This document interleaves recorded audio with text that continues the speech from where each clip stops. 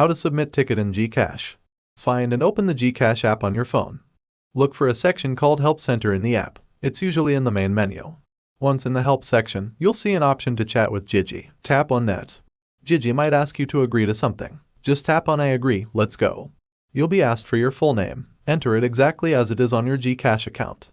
In the chat, type submit a ticket to let Gigi know you want to raise an issue. Gigi will guide you to a place where you can submit a ticket. Just follow the instructions. Look for a button or option that says submit a ticket and click on it. You'll be taken to a page where you can describe your problem. Type in all the details. Before submitting, double check that all the information you've entered is correct. Find the submit button and tap it to officially send your ticket to GCash support. Now, you're done. Just wait for GCash support to review your ticket and get back to you. And that's it. You've successfully submitted a ticket on GCash.